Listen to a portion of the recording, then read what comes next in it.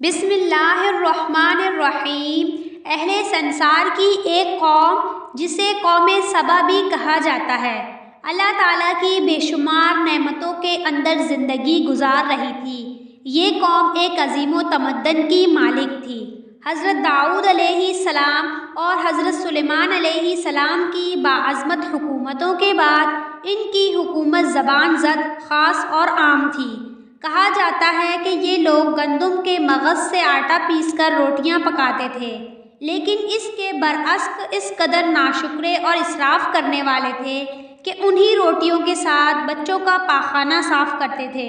ان آلودہ روٹیوں کو اکٹھا کرنے سے ایک پہاڑ بن گیا تھا۔ ایک نیک شخص نے وہاں سے گزرتے ہوئے ایک عورت کو دیکھا جو روٹی کے ساتھ بچے کے پاخانے کو صاف کر رہی تھی۔ اس شخص نے عورت سے کہا، تیرے اوپر افسوس، خدا سے ڈر، کہیں ایسا نہ ہو کہ خدا تیرے اوپر اپنا غضب ڈھائے اور تجھ سے اپنی نعمت چھین لے۔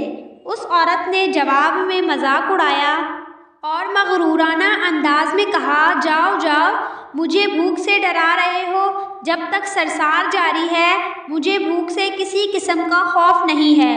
اللہ تعالیٰ نے سورۃ سبا میں فرمایا ہے کہ اس قوم کے پاس بہت سے نبی بھیجے گئے جو انہیں اس چیز سے منع کرتے اور اللہ تعالیٰ کا شکر ادا کرنے کو کہتے، لیکن اس قوم نے ایک بھی پیغمبر کی بات نہ مانی اور انہیں جھٹلایا۔ زیادہ عرصہ نہیں گزرا تھا کہ اللہ تعالیٰ نے ان پر اپنا غضب ڈھایا۔ پانی جو کہ زندگی کی بنیاد ہے ان لوگوں سے چھین لیا، یہاں تک کہ قطع نازل ہوا۔ بات یہاں تک پہنچ گئی کہ ان کی ذخیرہ کی ہوئی تمام غذائیں ختم ہو گئی۔ آخر کار وہ مجبور ہو گئے اور انہی آلودہ روٹیوں پر ٹوٹ پڑے جو ان لوگوں نے اکٹھی کر کے پہاڑ کی مانند ڈھیر لگایا ہوا تھا، بلکہ وہاں سے روٹی لینے کے لیے صف لگتی تاکہ ہر کوئی وہاں سے اپنے حصے کی روٹی لے سکے۔ کفران نعمت اور ان کی بدحالی کے بارے میں روایات میں آتا ہے کہ قرآن مجید میں یوں ارشاد فرمایا، اور اللہ نے اس بستی کی بھی مثال بیان کی ہے جو محفوظ اور مطمئن تھی۔ اس کا رزق باقاعدہ ہر طرف سے آ رہا تھا، لیکن اس بستی کے رہنے والوں نے اللہ کی نعمتوں کا انکار کیا تو خدا نے انہیں بھوک اور پیاس کا مزہ چکھایا، صرف ان کے اعمال کی بنا پر جو وہ کیا کرتے تھے، اور یقیناً ان کے پاس رسول آیا تو ان لوگوں نے ان کو جھٹلایا، پھر ان تک عذاب آن پہنچا۔ یہ سب ظلم کرنے والے تھے۔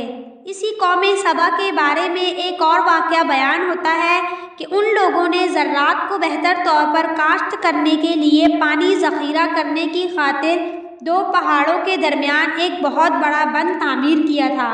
پہاڑوں سے گزرتا ہوا پانی اس بند میں آ کر وافر مقدار میں جمع ہوتا تھا۔ اس پانی سے قوم سبا نے بہت سے خوبصورت باغات لگائے تھے اور کھیتی باڑی کو رونق بخشی۔ ان باغات میں درختوں کی شاخیں اس قدر پھلوں سے لدی ہوئی تھی کہ کہتے ہیں کہ اگر کوئی شخص سر پر ٹوکری رکھ کر ان کے نیچے سے گزرتا تو پھل خود بخود اس ٹوکری میں گرنا شروع ہو جاتے۔ بہت کم وقت میں ٹوکری تازہ پھلوں سے بھر جاتی۔ نعمتوں کی کثرت نے انہیں شکر کرنے کے بجائے غافل اور ناشکرا کر دیا۔ ان میں سے صاحب اقتدار لوگوں نے کمزور اور ضعیفوں کا خون چوسنا شروع کر دیا، یہاں تک کہ ان لوگوں نے خدا سے ایک احمقانہ فرمائش کی جس کا ذکر سورۃ سبا کی آیت نمبر 19 میں ملتا ہے۔ انہوں نے کہا، خدایا ہمارے سفروں کے درمیان فاصلہ زیادہ کر دے۔ انہوں نے اللہ تعالیٰ سے یہ اس لیے کہا تاکہ غریبوں اور بے نواح لوگ سفر نہ کریں۔ ان کی خواہش یہ تھی کہ آبادیوں کے درمیان خشکی ہو اور فاصلہ زیادہ ہو تاکہ تہی دست اور کم آمدنی والے لوگ ان کی طرح سفر نہ کر سکیں۔ اللہ تعالیٰ نے ان مغرور پیٹ کے پجاریوں پر اپنا غضب ڈھایا۔ اس بند کی دیواروں پر چوہوں نے حملہ کر کے انہیں اندر سے کھوکھلا کر دیا۔ ادھر سے بارشیں زیادہ ہوئی جن کی وجہ سے سیلاب آ گیا اور اس بند میں پانی بہت زیادہ اکٹھا ہو گیا۔ اچانک بند کی دیواریں ٹوٹی، اس سے ایک بہت بڑا سیلاب آیا جس سے تمام دیہات آباد، مال مویشی، باغات اور ان کے محل اور گھر پانی میں غرق ہو کر نیست و نابود ہو گئے۔ ان کے باغات میں سے صرف بیری کے درخت اور کچھ جھاڑیاں بچی تھیں۔ الو اور کووں نے قوم سبا کے کھنڈرات میں اپنے گھونسلے بنا لیے۔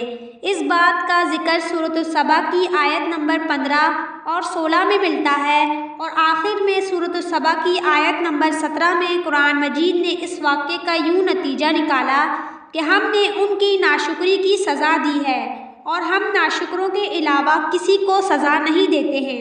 اللہ تعالیٰ نے ہمیں بہت سی نعمتوں اور رحمتوں سے نوازا ہے، پھر بھی ہم اللہ تعالیٰ کا شکر ادا نہیں کرتے۔ ہمیں اللہ جس حال میں بھی رکھے، ہمیں اللہ تعالیٰ کا شکر ادا کرنا چاہیے۔ امید کرتی ہوں آپ کو آج کا واقعہ پسند آیا ہوگا، تو ہمارے چینل کو سبسکرائب کریں، ویڈیو کو لائک شیئر ضرور کریں۔